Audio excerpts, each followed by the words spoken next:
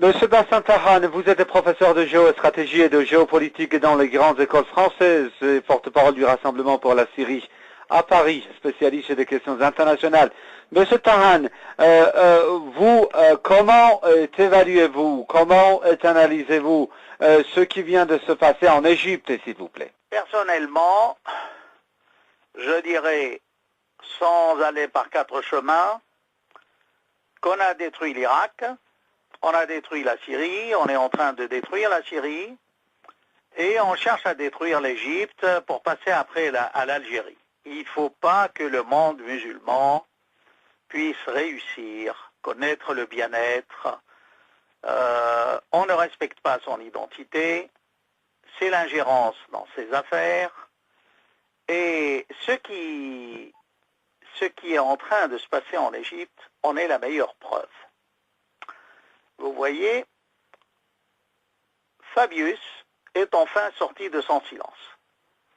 Il n'a pas condamné le massacre des Kurdes en Syrie, il n'a pas condamné le massacre des Alaouites, il n'a pas condamné non plus le fait d'avoir brûlé 7 églises coptes chrétiennes. Tout cela, pour lui, est inexistant. Par contre, voyons à quoi il appelle. Alors c'est là où on voit la concertation entre les pays qui sont de plus en plus, ou du moins qui paraissent, des ennemis de la Oumma musulmane et de la nation arabe tout court. Cette concertation se traduit par le fait d'une réunion entre Kerry, Erdogan et Fabius. Et il y a une distribution des rôles quant à cette crise égyptienne. Évidemment, je vous parlais avant l'intervention d'Obama, mais on reviendra si vous voulez. Ce qui est essentiel, c'est que Fabius, dans sa démarche, demande l'internationalisation de la crise égyptienne. Qui dit internationalisation, dit quoi? Il dit en fait, il pense, il suggère un scénario à la syrienne. C'est-à-dire que si la répression, entre guillemets, des forces de l'ordre, des adeptes de Morsi, cette répression devrait, selon lui, être traitée à l'ONU. Ça, c'est le rôle de la France. Mais il y a encore plus loin. C'est le rôle qui est imparti à Erdogan, c'est de demander carrément que une réunion du Conseil de sécurité pour traiter de l'affaire égyptienne. Or, tout le monde sait que Erdogan lui-même a eu des problèmes avec ses manifestants, a employé les mêmes mots que le président Bachar el-Assad en parlant de complot international contre son pays. Et chose bizarre, le voilà qui demande qu'il y ait des décisions du Conseil de sécurité contre le gouvernement actuel de l'Égypte. Cela montre qu'on n'est pas si bien intentionné à l'égard du peuple égyptien, qui nous dit qu'au Conseil de sécurité, il ne va pas y avoir des décisions d'armer tout simplement les opposants. Parce que toutes ces réunions qui ont eu lieu en ce qui concerne la crise syrienne allaient dans ce sens. Il ne faut pas oublier non plus que les responsables des frères musulmans en Égypte ont bel et bien dit qu'il leur était possible de créer une armée égyptienne libre. Alors nous voilà dans un scénario qui nous fera vraiment rire. Et c'est quoi? Eh bien, à ce moment-là, qu'il y ait une coalition égyptienne nationale formée des frères musulmans et qu'elle soit reconnue par la France ou Erdogan ou je ne sais quel autre pays. Et puis, continuons ce scénario. Et à ce moment-là, il faudrait demander à l'ambassadeur d'Égypte à Paris de quitter le pays et de nommer un ambassadeur de cette coalition égyptienne. Vous voyez où est-ce que j'en veux venir. Tout cela n'est pas net. C'est encore de l'ingérence. Et c'est là où on découvre, si vous voulez, les paradoxes dans lesquels tombe la diplomatie internationale et, en ce cas, celle des États-Unis, de la France et de la Turquie. Monsieur Tan, c'est le massacre en fait des manifestants par ce carnage des manifestants par l'armée qui a donné ce prétexte à cette ingérence étrangère, Monsieur Tan. Alors, vous parlez de massacre. Venons-en au fait. Il est prouvé, et je veux bien croire le ministre de l'Intérieur, d'ailleurs on l'a vu dans le passé, les frères musulmans sont armés, se défendent avec des armes, et on leur a dit de rentrer chez eux et d'évoluer vers une solution pacifique. Ils n'ont pas voulu. Et alors qui croire? Le gouvernement égyptien dit qu'on a tiré sur et les policiers et l'armée, les autres disent que non. Mais d'après les vidéos, on voit bien qu'il y avait des gens en civil, du côté des frères musulmans. Il y a, écoutez, il y a près de 500 morts. Sur les 500 morts, un dixième, près de 50, sont des policiers et des soldats. Là-dedans, on trouve 2 généraux et 2 colonels, 11 officiers, et le reste, des agents ou des soldats, disons, normaux.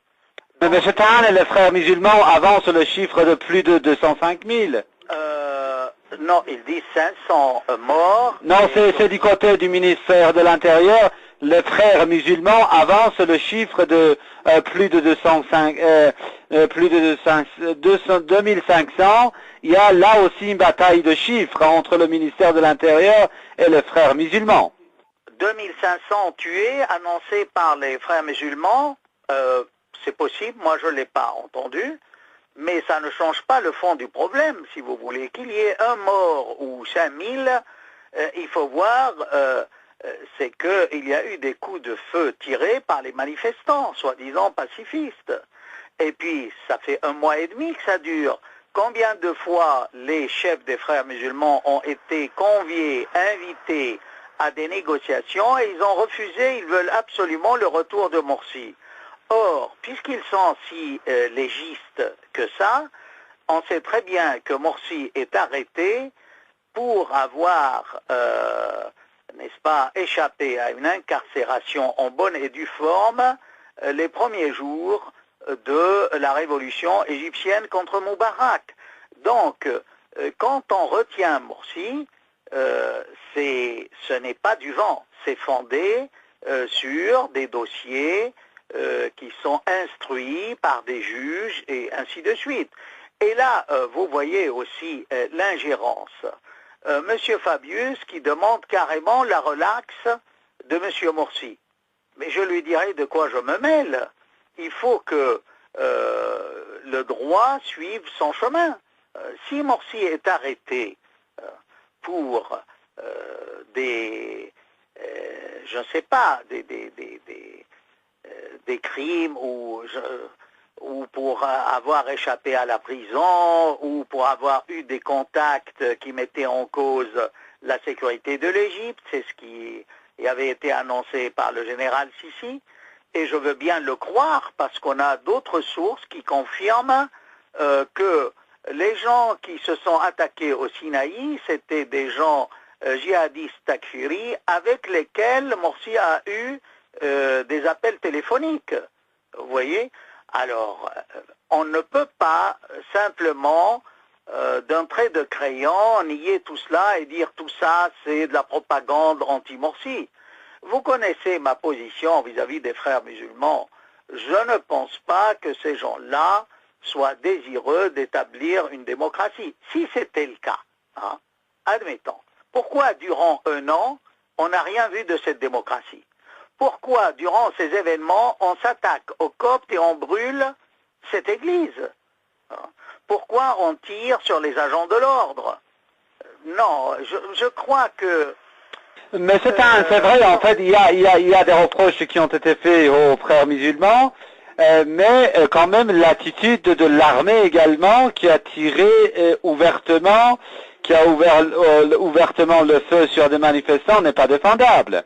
Vous savez, ce n'est pas défendable, mais dans ce moment-là où il y a des milliers de manifestants, il faut admettre qu'on peut avoir des débordements et que la situation devient incontrôlable et que si l'armée se trouve attaquée par des armes à feu, il faut bien qu'elle réponde. Je suis désolé. Il en est de même du problème syrien. On nous dit que la Syrie utilise un armement lourd contre les opposants. Mais les opposants ne balancent pas du chocolat, du riz et des fleurs sur les forces de l'ordre. Vous voyez, là, il faut être... C'est-à-dire que les chefs des frères musulmans ont entraîné leurs manifestants et leurs membres de ce parti de frères musulmans sur une pente glissante. Et ce fut le dérapage.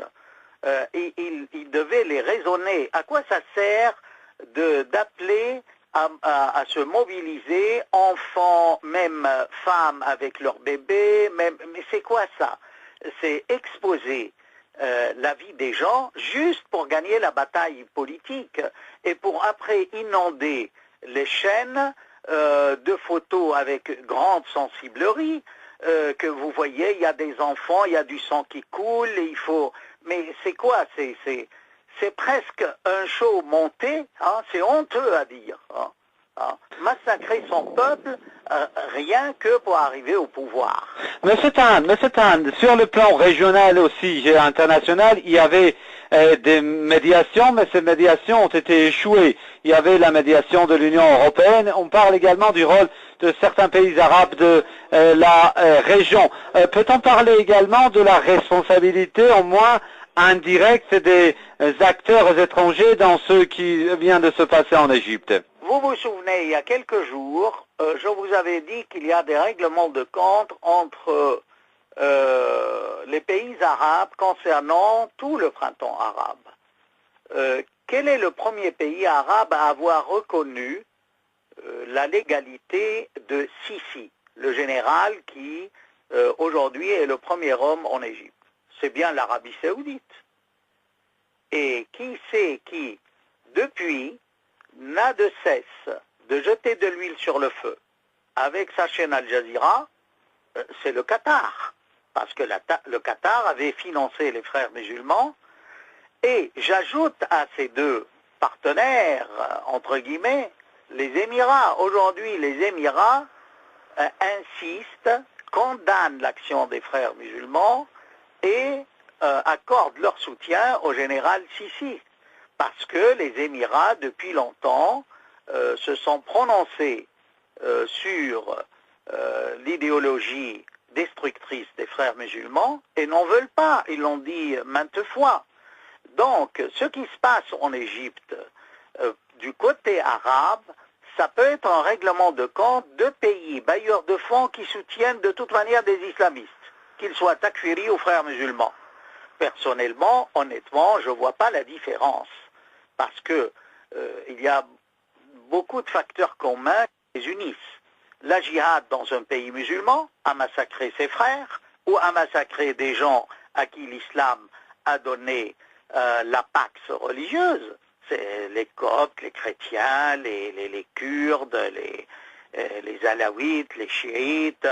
Comment c'est bien les déclarations de Morsi qui étaient à l'origine du lynchage des chefs chiites au Caire. Vous voyez, donc, ça c'est... Bon, je ne vais pas revenir sur la djihad, sur le takfir, le fait de dire que les autres ne sont pas de bons musulmans. D'ailleurs, c'est ce qui a été dit par les chefs à la tribune de la place Rabia al-Adawiya.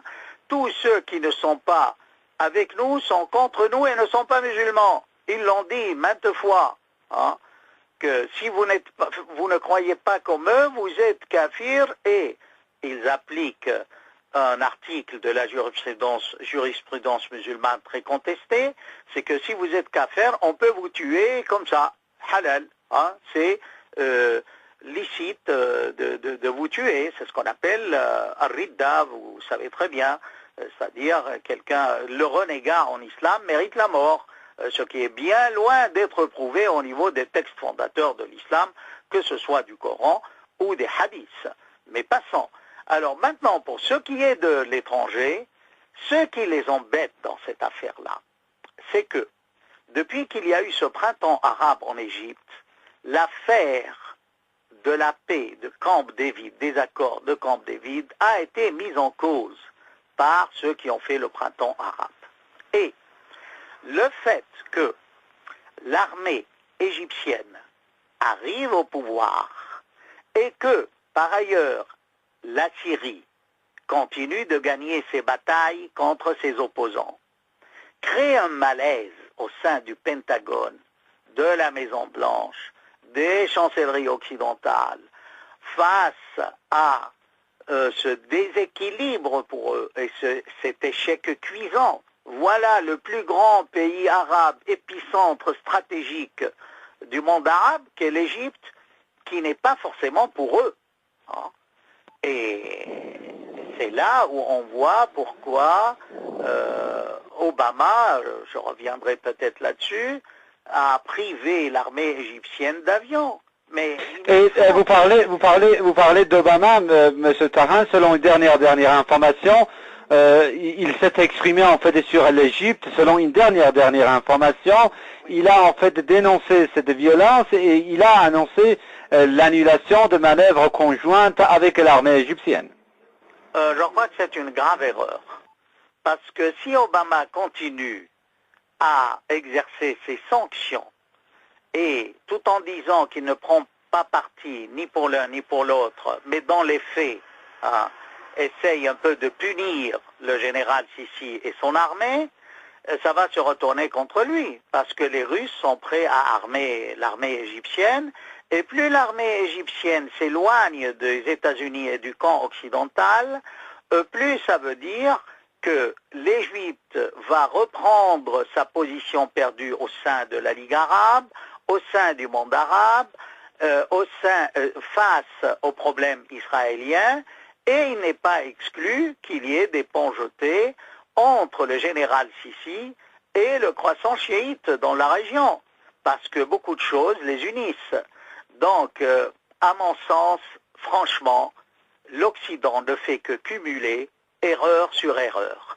Et l'incompétence des responsables américains face au Proche-Orient, à l'islam tout court, est plus que notoire. Il faut qu'ils revoient leur position. Hein. Et là, on voit très bien, si vous voulez, même pour l'Europe, les déclarations, que ce soit du président de la République française, que ce soit de son ministre des Affaires étrangères, je suis désolé, ce n'est pas dans le sens de l'histoire, ce n'est pas dans le sens du changement vers la démocratie, ce n'est pas en défendant Morsi, frère musulman, et toute sa mauvaise gouvernance qu'on va sauver l'Égypte, tout en accordant des armes aux takfiris de Syrie. C'est le paradoxe total. Et ce qui est malheureux, c'est que les médias occidentaux continuent ce disque rayé que, n'est-ce pas, condamnent la violence, alors qu'ils la nourrissent en secret. Hein. S'ils étaient tellement soucieux du bien-être de ces peuples arabo-musulmans, de la démocratie, pourquoi donc continuer à armer des opposants, alors qu'on sait très bien que ces opposants sont au-delà des frères musulmans ou frères musulmans, voyez-vous.